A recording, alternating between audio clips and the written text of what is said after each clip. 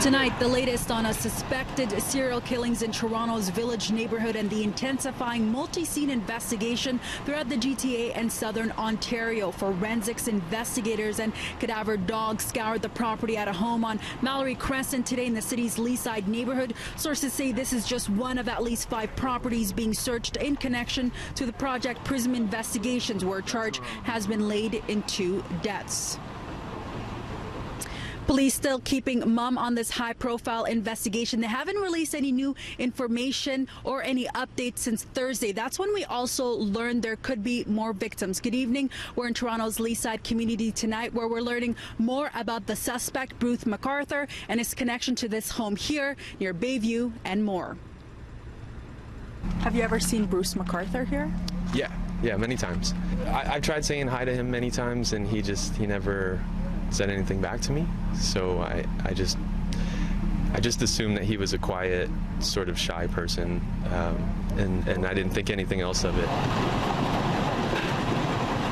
These last few days, forensics have removed several items from the garage of this home on Mallory Crescent. Among them, several bins, as well as gardening tools, which included a saw. Today, we saw them entering the home, and the K9 unit scoured the premise, which also included a wooded valley nearby. An eerie feeling has taken over this Leaside neighborhood, say residents who add that Bruce MacArthur didn't live at the home but made daily visits and provided landscaping services for an elderly couple said to be the homeowners.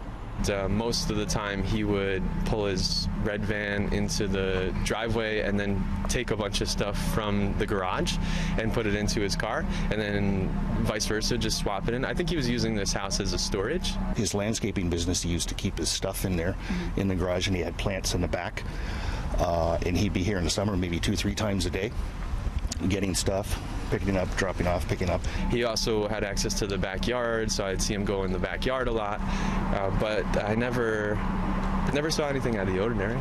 On Thursday, police said they arrested and charged the 66-year-old with 2 counts of first-degree murder as part of an investigation into the disappearances of Andrew Kinsman and Salim Essen. Both men who frequented the church in Wellesley area went missing last year, Essen in April and Kinsman in June. Their bodies have not been found.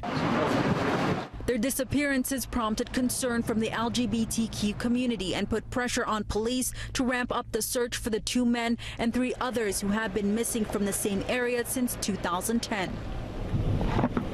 Police have reportedly been searching several other properties in connection to Project Prism. Detectives confirmed this property in the rural area of Madoc, 2 hours east of Toronto, was one of the 5 being searched. Investigators also spent days combing through a Thorncliffe apartment building where MacArthur called home.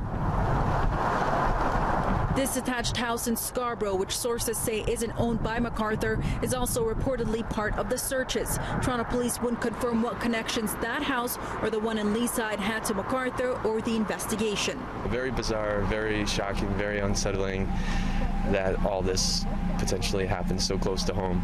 So yeah, we're shocked and sad by all this.